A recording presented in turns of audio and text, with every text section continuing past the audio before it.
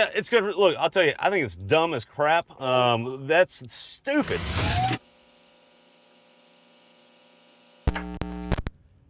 Welcome back to TCC Cars. I'm Sam. I'm Craig. And today we have a good old Lexus.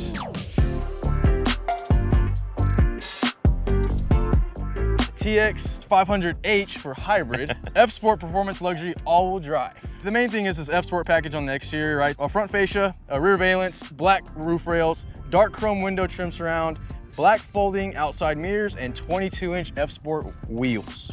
Also a panorama glass roof. Ooh, so that's part of the F-Sport package. F-Sport okay. package. All right. How much is that package? I'm gonna hide it.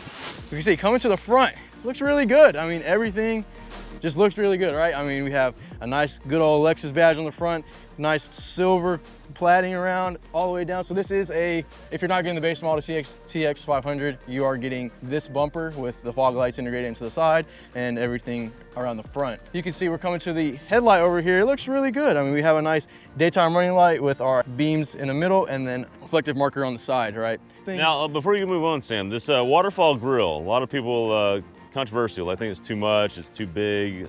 It's, you know, do you like it? I mean, it is like, Lexus is like fully accepted in all I think models. it fits in the family. Okay. Right? It fits in the family. Okay. I do think this is better than the GX. Maybe even like going into Toyota side. Sequoia is huge. I think just this grille portion is a lot smaller, right? So I think it does fit. It is pretty easy to see out of this thing. You can see if you come to the front of the hood, it does cascade off. So we're not like, GX550 is just like flat. Like we can't see, but this one kind of falls off. If you're sitting up high enough, you can see the front of the car, and I do like that coming out of this model. All righty, let's check out the interior of the Lexus Texas or TX. I don't know, maybe this is the official. You know, we had a King Ranch the other day. We're like, this is the truck of the channel. Is this the ultimate Texas Truck Channel truck, Sam? For sure. It's literally named after a ranch, the biggest ranch in the biggest state that sells the most F-150s.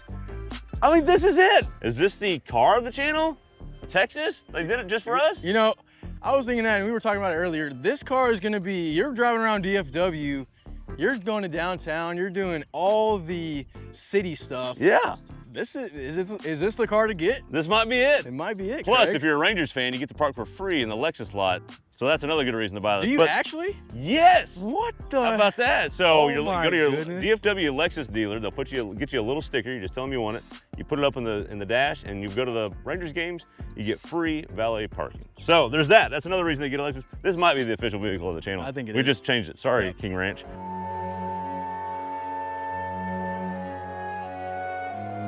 Anyways, coming to the wheels, 22-inch F-Sport wheels. And Controversial 22s. Sam, should cars have 22s? What are we doing right now with 22s? It soaks up a lot of harsh bumps with 22s.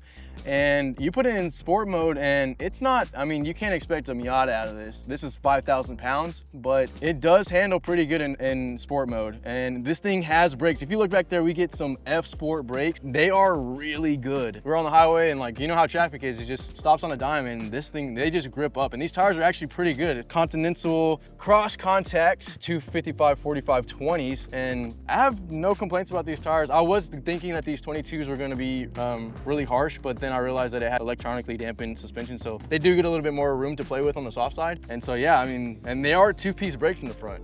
And I really like this detail of this gray and black kind of overlapping. I think that looks really, this is actually a pretty wheel. It doesn't disappear, pretty wheel, right? So. And then it's designed for Japanese roads, so it's actually gonna handle the potholes and not crack. Not crack. Yeah, important because I have some Ford 22s on a personal vehicle at home, and it's hit some curbs, and I've cracked the wheels and had to go to a welder that works on aluminum. And, that's not fun. Not fun. Not fun. Shouldn't be a problem with these. You can see all the sensors that we have around here. It does have the Lexus Safety System 3.0, which is actually really good. It notices like cross traffic and a bunch of other stuff that we'll show you later, but let's keep on going down the car. We see we get a nice F-Sport that's badge. what you're paying for. That's worth $80,000. Oh yeah, baby. And then we come around, we got the gloss black mirror and a nice little turn signal on the side. Hello. There we go. And the one thing I did notice about these mirrors is that whenever you have, let's say it's at night and somebody's blinding you from behind. They actually like kind of dim. Oh, so nice. it's not like beaming in your face. So when the Brodozer's behind you with his lights not adjusted properly, yeah, it just takes care of it. No blinding. You don't have to go and get mad at them, right? Okay. So, anyways, and then you can see we have our gloss black trim. Look, I do like around that. The that looks really good. Looks really good. That's worth the sport package. And then we get the roof rails up top.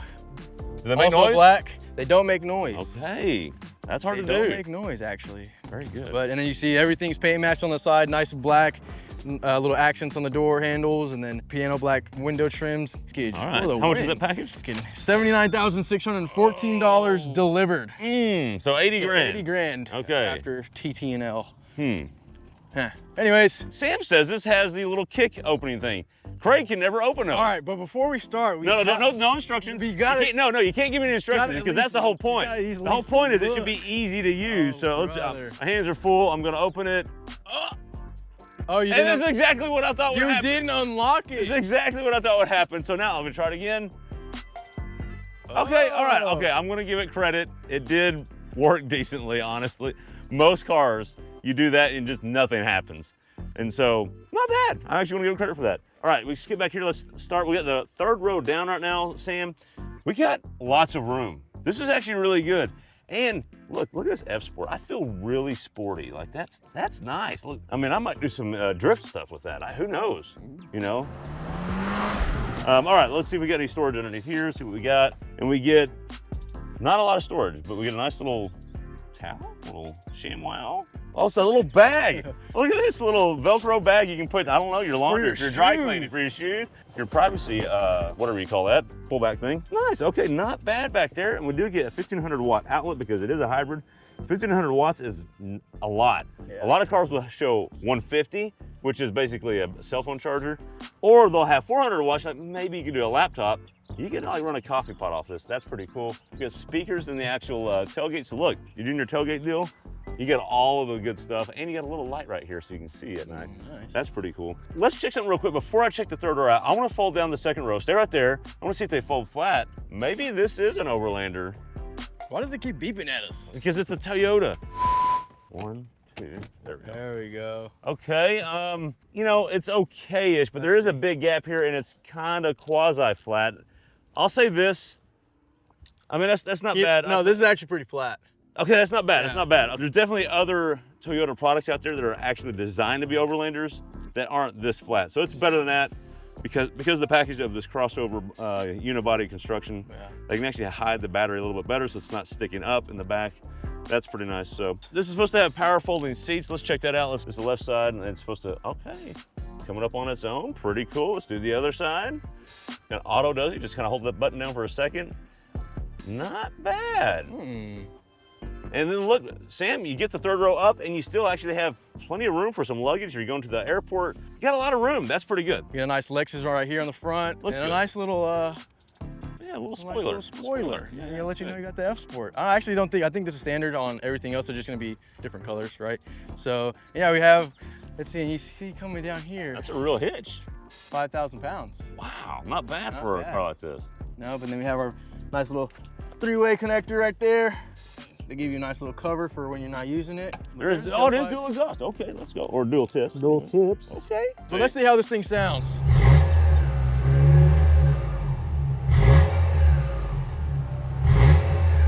What do you think, Craig? Well, it sounds like it could maybe have a throaty four popper under there. I couldn't tell because these hybrids, they don't really let you rev it. Not really F-Sport of it, is it? Mm-mm. Let's see what we're working with in the front. All right, ladies and gentlemen, let's see what we're working with under the hood. Oh, nice. You missed it. 2.4 liter. Turbo hybrid with a 6-speed transmission. Direct 4, not all-wheel drive. What does that mean? What do you mean by that? So the motor. Direct 4 sounds like it's direct. There's like a drive shaft directly connecting it. Wrong. Oh, it's the opposite. Opposite. There's no drive shaft, and the electric motors power both rear wheels. Okay. So it works in unison with the gas motor and a traditional driveline, but to make it, it basically simulates an all-wheel drive. Basically simulates all-wheel But it still is all-wheel drive. But that's weird. It still is all-wheel drive, yeah. But anyways, this thing makes 366 horsepower and 406 pound-feet of torque. 366? Everything. You should listen to hybrid. I don't see any orange cables. But the T24A, which we've had in a bunch of things that Toyota's gotten everything. We always say Toyota doesn't give us this, Toyota doesn't give us that, based on the hybrid or the horsepower and torque numbers. But I think this one is living closer to it. You feel like you're getting the 366? I feel like you're getting the 366. Okay. It's not a slouch. The all-wheel drive system definitely makes it feel a little bit faster, right? But I'm glad there's not a bunch of orange cables underneath the hood. I always hate it when you pop the hood and you see orange everywhere. Like, you know, and I was thinking as soon as you said that, I was like, did I just lie on camera? But no, all the cables are over here and they are. No, it really is a hybrid. Yeah. We do have some orange down there. Yeah, we got some orange. It really is. But I like, no, this is good. All right, let's check out the second row. First off, the door handle, Sam, I like it's just got a little button and it just kind of opens. Yep. That's nice, very nice. Same thing you'll see with the door when we actually get to the inside, but let's start with the door card itself. We get, first off, we get peasant blockers. That is very important when you're in the Texas. You know, also the sun. There's a lot of sun in Texas, so you need that. Padded door sill, that's really nice. This door card is really nice. It looks, I like the colors. It kind of have almost a bluish gray and then a white with the dark gray. I think that's this is all a good combo, I think. Sam, how many vehicles have you seen in the second row door locks? Why do you need a door lock switch in the second row? Oh. Have you ever seen that? I did just notice that. That is really interesting. Tell us why you need that. I don't know a vehicle that has that. The door pull itself, you can put your phone there, and then you get a huge water bottle spot at the bottom. Works really good. Let's move on to this actual second row seat, and then we'll get to the third row. This is a nice seat. I like the white, again, on the inset, and then you got suede on the sides of it. That looks really nice, and it's a good color combo with the stitching that is actually visible. That looks really good. Let's get in here and see what kind of room we have and what kind of adjustability we have.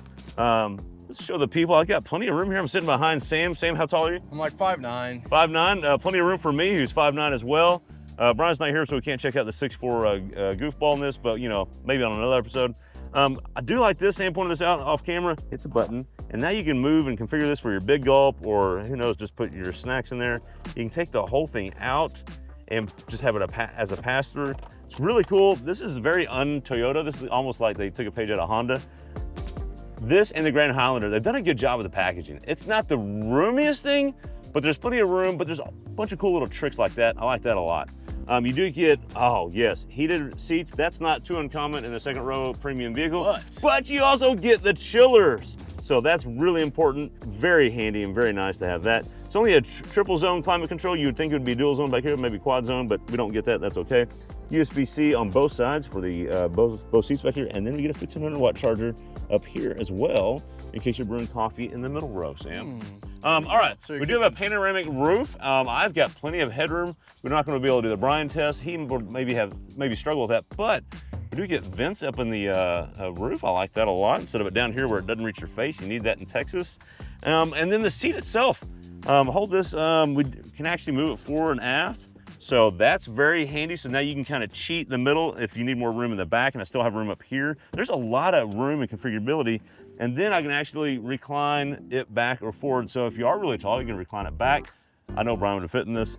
This is actually, look, high praise to Toyota. They don't normally do this. And I get a little armrest right here. This is a great second row. I would go on a long road trip in the second row. You, Sam? It is very comfy. Okay, let me check out the third row. Let's see what kind of room we got. How do you get to the third row? I think there's a little button right here. You gotta hold it. Okay, gotta hold it. And then it tilts forward and moves forward for you.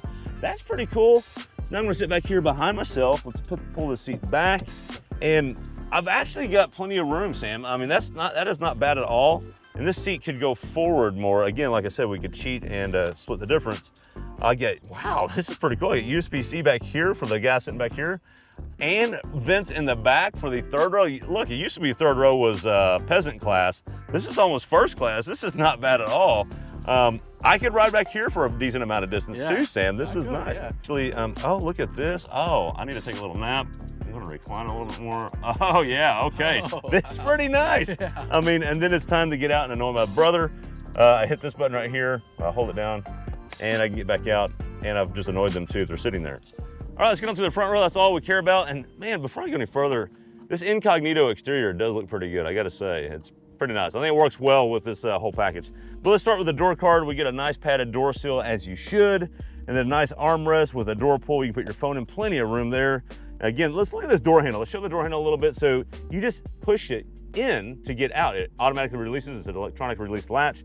But if for some reason the battery's dead, show them, Sam, how do you do it? You can pull You it still have twice, a manual actuated pull, so you can actually still get out of your car. Look, there's some Corvette owners that have had problems in the past and they've gotten stuck in the car. That's problematic. And then you get a big spot for a water bottle in the door. That's really nice.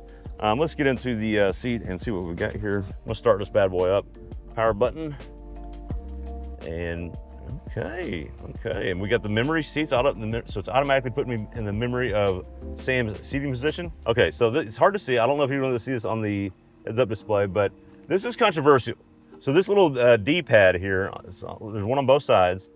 The way you get to the different menu things is through the heads-up display to change things down here.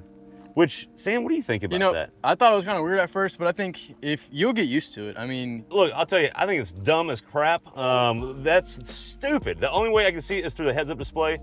I don't like heads-up displays. So many heads-up displays are out of focus, or if you have glasses, or it's at night, or it's too bright. It's just so many, they're problematic. Yes, you would get used to it if you owned it and you would just move past it and it'd be no big deal. When I drive a Lexus with this stupid D-pad, I have to just leave the heads-up display, even though I don't like it because I got all the information down here. I don't need a heads-up display. And that's an old man rant of me, but that's what I'm here for, to give you old man rants. You're welcome. All right, we do have memory seats. We have 3 memory seat positions. I like that a lot. And then Toyota and Lexus give you buttons for everything. So fuel release, latch release. I do like that things aren't completely buried in here, although a lot of things are buried in here. But I just gave them points for a lot of buttons, but the thing is so they are. I realized they are buried in there, but you just go here and you have like quick access to a lot of stuff. That part is good. Sam's being really nice. I'm taking the Brian roll here and trashing this thing. So here's the problem with this: you're driving and you just want to reach over and hit the button for the fan speed. You can't. There's no button to feel. You have to actually look, use your eyeballs, and use your finger and change the fan speed that way. That's really annoying. Give us HVAC controls. We should have that, and at least we do get a volume button, so I'll give them credit for that. Other than that, you get a temperature knob. You do get a temperature knob. That's good. I'm glad they gave us that because they're trying to match Land Rover there. That's what the whole deal is. And then moving on down here, this does work. I do like this wireless charging pad. Just look, the charger works. That's convenient. And then you can also move it out of the way and put more storage. That's, again, this car does have really unique and smart storage all the way through. I like that a lot. But you know what? Enough of the old man rants. Nobody wants to hear any more of that. Let's check out the 0 to 60. Sam says you'll do. I think it's going to be mid-6s. He told me sub 6. I said we're going to see about that. Mid-6s. Oh, man. Alrighty, Sam, we're in the TX550H, and it's an F Sport. It says it right there on the steering wheel. And you got GR gauges and all that fun stuff. All right, what mode are we doing? All right, sport mode, no tow haul mode. Okay. Just sport mode, traction on. It's a little wet out here. We just got rained on. That's about it. We're just gonna hold the brake, hold the gas, and send it. 366 horsepower. I'm not doing that. Send it. Alrighty, let's do it. Build some boost. Okay, good launch.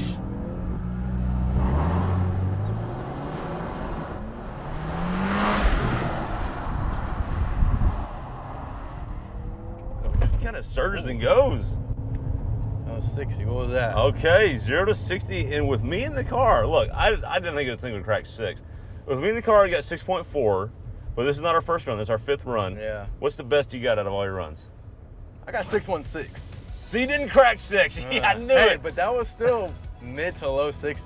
I think what's happening, what I noticed sitting on the outside of the car is, there's an initial delay in the start just because of the electric motors and the batteries, it seems like, but then once it okay, you actually want to go? And it goes. Yeah, so the weird thing too about this is it has like 2 sections of pedal. So you floor it and then you push harder and it clicks right, down. So the little BMW click. Yeah, it does, yeah, and it's a little weird, but I mean, it goes. I mean, I told you, it's no slouch. Okay, that's not bad at all. I'm impressed. Actually, it almost feels a little EV-ish when you start getting into it, which makes sense because you're getting the EV push out of the back, which is a unique driving experience. And then you also get but you still get front wheel scratch because that's the gas motors actually turning those. I noticed when you had traction control off, which is more fun. That's more fun, yeah. So look the same buggies. It does, yeah. I told you, it's no slouch, and it has really good brakes. I mean, I missed it back there, but who cares? You know? Okay, now it also gets 27 miles a gallon allegedly. We haven't reset it, but the life of this thing is a press car with Brian driving and other journalists. It's getting 22. I filled it up actually. I don't know how big this tank is. I filled up half a tank and it takes 93 only.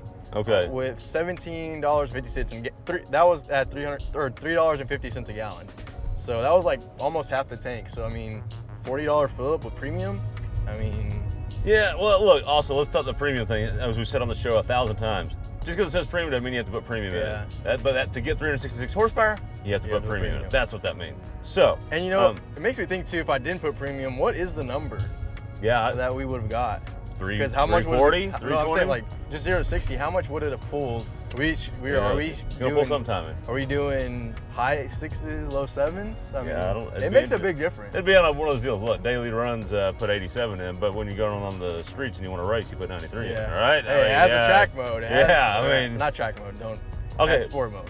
But let's get to the thing we talked about on the exterior. 22s, but we have AVS on this. That's what Toyota calls their active variable suspension. I don't know what Lexus calls it. But point is, we got variable suspension here.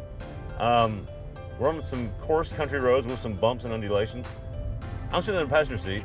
It rides pretty good. It does ride really good. This is like a highway bruiser. I didn't realize it, but I was doing healthy highway speeds and it's just cruising. I mean, it's so quiet in here too. It is quiet. You just look and you're just going, you're just gone. Yeah. Okay, I've got a question for you, and then I think we'll land it on what I think this thing is. You and Brian really enjoyed the Explorer ST, the ST line. Yeah, sorry, ST line. The refresh Explorer is really good. How does this compare to that? The Explorer ST is more of I'm gonna take a little bit of niceness.